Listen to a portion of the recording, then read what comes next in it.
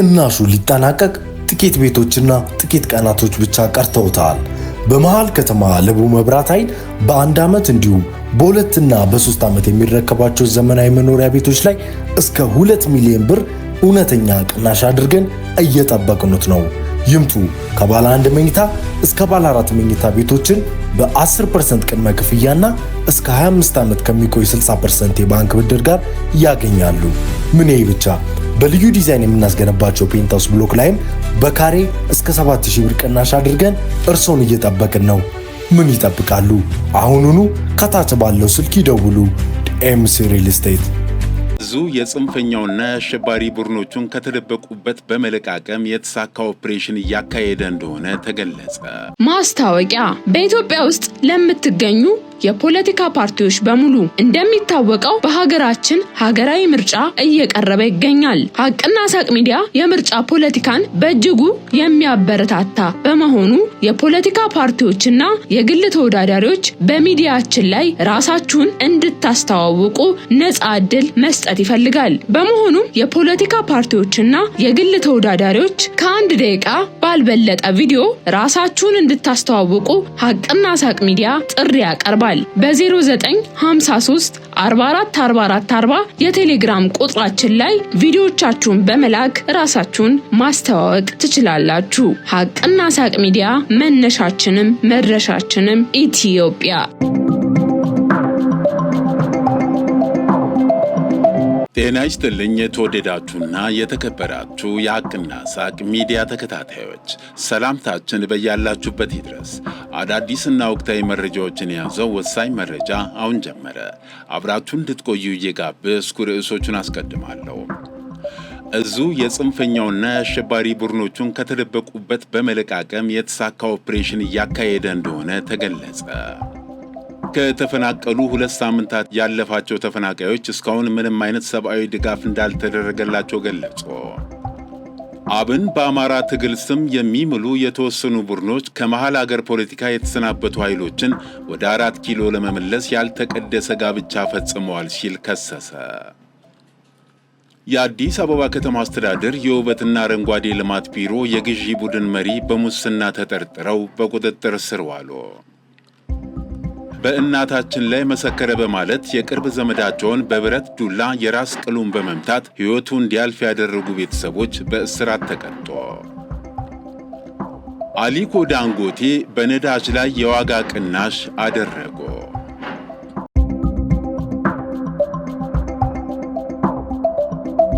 እዙ የጽንፈኛና የአሸባሪ ቡድኖቹን ከተደበቁበት በመለቃቀም የተሳካ ኦፕሬሽን እያደረገ እንደሆነ ተገለጸ። 6ኛ እዝ ግዳጅ እየፈጸመ በሚገኝባቸው በአማራና ኦሮሚያ አዋሳኝ ዞኖች የሰላም አማራጭን ባልተቀበሉ ርዝራዥ የጽንፈኛና አሸባሪ ሸኔ ቡድኖች ከተደበቁበት በመለቃቀም አካባቢውን እያጸዳ እንደሚገኝ የእዙ ዘመቻ ኃላፊ ኮሎኔል ፋሲካ ወርቁ ተናገሩ። እዙ ሰሞኑን ባካሄደው ልዩ ኦፕሬሽን ሰራዊታችን እስካሁን ባልደረሰባቸው እጅግ ፈታኝና አስቸጋሪ በረሃማና ሸለቆ ቦታዎች ድረስ መንገድ ጠርጎ በመግባት በተለይ በኦሮሚያና አማራ ክልሎች አዋሳኝ በሆነችው ደራ ወረዳ ውስጥ የሚገኙ ባይት፣ አቦጎዶ፣ ኦሞቦኒያ፣ በሬሳ ገብሩ ተብሎ በሚጠሩ ቆላማ አካባቢዎች ባካሄደው ስምሪቶች የጽንፈኛ ቡድኑ ዋና ማሰልጠኛና መገልገያ 3 ካምፖችን በመደምሰስ በአካባቢው የሚገኙ የገጠር ቀበሌዎችን ከጽንፈኛው ማጽዳት መቻሉን ዘመቻ ኃላፊው አስረድተዋል። በዚህ ኦፕሬሽን የሀገርን ሰላም በማናጋትና በንጹሐን ዜጎች ላይ ግፍ በመፈጸም የጥፋት ዕድሜያቸውን ለማራዘምና እስካሁን የሕዝብን መከራና ስቃይ ለማብዛት በየጥሻውና ቁጥቋጦ ስር ራሱን ደብቆ ይንቀሳቀስ በነበረው ጽንፈኛና አሸባሪ ቡድን ላይ በተወሰደ የተጠናና የተቀናጀ እርምጃ ዳግም እንዳያንሰራራ ሆኖ ተመቷል ብለዋል። እዙ የጠላትን የሽምቅ ውጊያ ባህሪ በሚገባ ያጠናና በዳበረ የውጊያ ሳይንስና ጥበብ ተጠቅሞ ጠላት ተገን አድርጓቸው የነበሩትን አስቸጋሪ ተፈጥሯዊ መሰናክሎች ሳይበገር ድንገተኝነትን በማትረፍ የጠላትን መረጃና ሎጂስቲክስ መስመር በመቁረጥና ከበባ ውስጥ በማስገባት በአጭር ጊዜ ውስጥ የተሳካ ኦፕሬሽን ማካሄዱን ኮሎኔል ፋሲካ አብራርተዋል። ጽንፈኛውና አሸባሪው ቡድን እየደረሰበት ያለውን ከባድ ኪሳራ ተከትሎ ሳይወድ በግድ ተገዶም ቢሆን እጅ እየሰጠና እየተበታተነ ሲሆን በነበረው ኦፕሬሽን የቡድኑን አባላት ሲደመስስና ሲያቆስል የቡድኑን አባላት ጨምሮ ክላሽ፣ ብሬን፣ መትረየስ፣ ኤስኬኤስ ጠመንጃዎች፣ ቦምብ፣ የወገብ ትጥቅና በርካታ ተተኳሾችን ሞተር ሳይክል በቁጥጥር ስር ማዋል ተችሏል ብለዋል።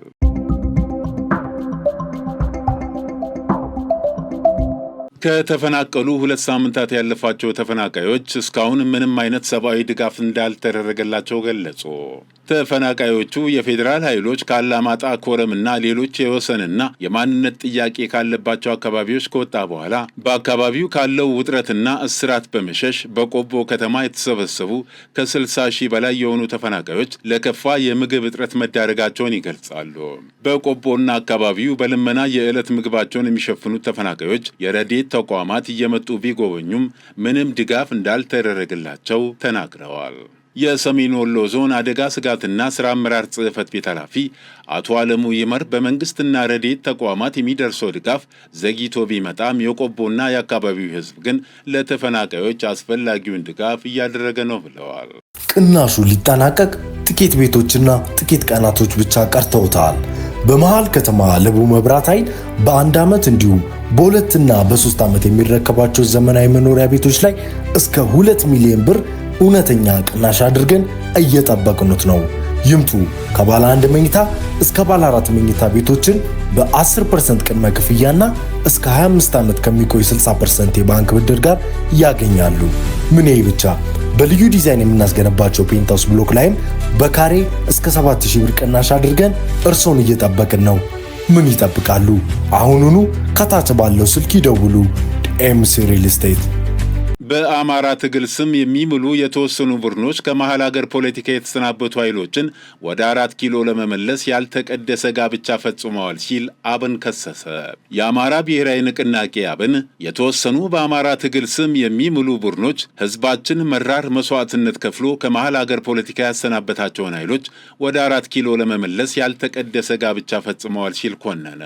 ይህም በአማራ ህዝብ ላይ የተፈጸመ ታሪክ ይቅር የማይለው ክህደት እንደሆነ አብን በጽኑ ያምናል ሲል ፓርቲው ማክሰኞ የካቲት 3 2018 ዓ.ም ባወጣው መግለጫ ገልጿል።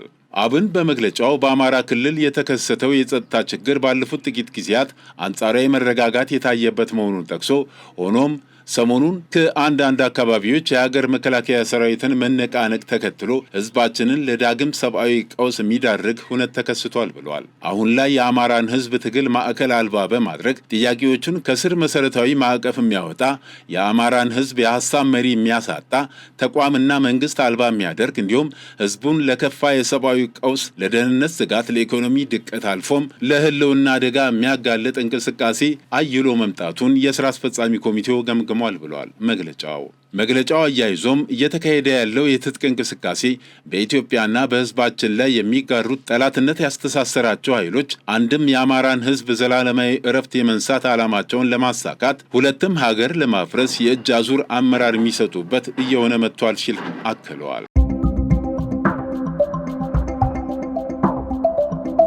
የአዲስ አበባ ከተማ አስተዳደር የውበትና አረንጓዴ ልማት ቢሮ የግዢ ቡድን መሪ በሙስና ተጠርጥረው በቁጥጥር ስር ዋሉ።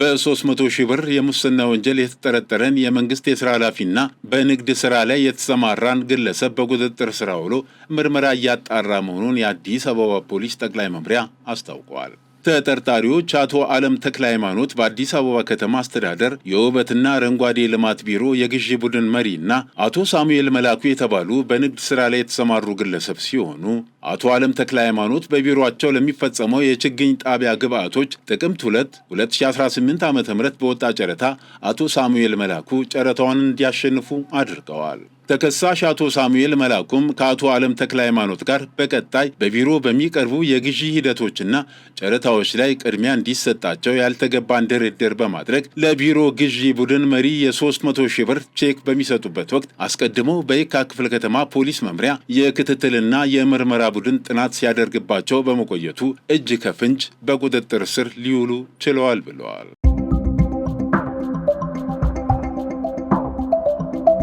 በእናታችን ላይ መሰከረ በማለት የቅርብ ዘመዳቸውን በብረት ዱላ የራስ ቅሉን በመምታት ሕይወቱ እንዲያልፍ ያደረጉ ግለሰቦች በእስራት ተቀጡ። በኩዩ ወረዳ ብሪቲ ከተማ ኡሩፉ ሆራ የተባለ አካባቢ ነዋሪ የሆኑት ወይዘሮ አየሉ ሞቱማና አቶ ደምሴ ቶላ መካከል ዓመታትን ያስቆጠረ ይገባኛል የፍትሐ ብሔር ክርክር ነበር። በዚህም የፍትሐ ብሔር ክርክር በኩዩ ወረዳ ሲታይ ቆይቶ የመጨረሻ መቋጫ በፍርድ ቤቱ ውሳኔ ይሰጥና ክርክሩን አቶ ደምሴ ቶላ ያሸንፋሉ። በዚህ ክርክር የተሸነፉት ወይዘሮ አየሉ ሞቱማ ጉዳዩን በይግባኝ ወደ ዞን ከፍተኛ ፍርድ ቤት ይዘው መጓዝ ሲገባቸው በክርክሩ ወቅት ከፍተኛ ማስረጃና ምስክር የሆነው ሰው ላይ ቂም መያዛቸው ተገልጿል። ተፈሪ አያኔ የተባለው የዚህ አካባቢ ነዋሪ የወይዘሮ አየሉ ሞቱማ የቅርብ ዘመድ በክርክሩ ወቅት እኔ የቅርብ ዘመዱ እያለው ለአቶ ደምሴ ቶላ አድልቶ መስክሯል በማለት አንደኛ ክቢ ጎንፋ፣ ሁለተኛ ከፋለ ሽፈራው፣ ሶስተኛ ደረጀ ሽፈራው የተባሉ ወንድማማቾችና የወይዘሮ አየሉ ሞቱማ ልጆችን በማስተባበር እንዲበቀሉላቸው እንዳስተባበሩ ነው አቃቢ ሕግ ዳንኤል ንጉሴ የተናገሩት። ሰኔ 19 2017 ዓ.ም ምሽት ላይ የወይዘሮ አየሉ የስጋ ዘመድና ሁለት ልጆቻቸው በእናታችን ላይ መሰከረ ያሉትን ተፈሪ አያና የተባለውን ግለሰብ መንገድ ላይ ጠብቀው ሶስቱም በያዙት ብረት ዱላ የራስ ቅሉ ላይ በመምታት ሕይወቱ እንዲያልፍ አድርገዋል። ይህን ተከትሎ ፖሊስ ባደረገው ሰፊ ምርመራና የማጣራት ሥራ ሟች ምስክር ሆኖ ትክክለኛውን የምስክር ቃል መስጠቱ ያናደዳቸው ዘመዳሞች ድርጊቱን እንደፈጸሙበት በማስረጃ ያረጋግጥና ሶስቱንም የድርጊቱን ፈጻሚዎች በቁጥጥር ስር አውለዋቸዋል። የምርመራ መዝገቡን በብሪቱ ከተማ ጤና ጣቢያ ከተገኘ የሕክምና ማስረጃና በተከሳሾች የእምነት ቃል ጋር በማጠናከር አጠናቆ ለአቃቢ ሕግ ይልካል። አቃቢ ሕግም ከፖሊስ የተላከውን የክስ መዝገብ ተመልክቶ በከባድ የሰው መግደል ወንጀል ክስ ይመሰርታል። በአቃቢ ሕግ የተመሰረተውን ክስ ሲከታተል የቆየው የሰሜን ሸዋ ዞን ከፍተኛ ፍርድ ቤት ጥር 25 2018 ዓ.ም በዋለው ችሎት ሶስቱም ተከሳሾች ጥፋተኛ በመባላቸው እያንዳንዳቸው በ19 ዓመት እስራት እንዲቀጡ የወሰነባቸው መሆኑን አቃቢ ሕግ ዳንኤል ንጉሴ ጨምረው ተናግረዋል።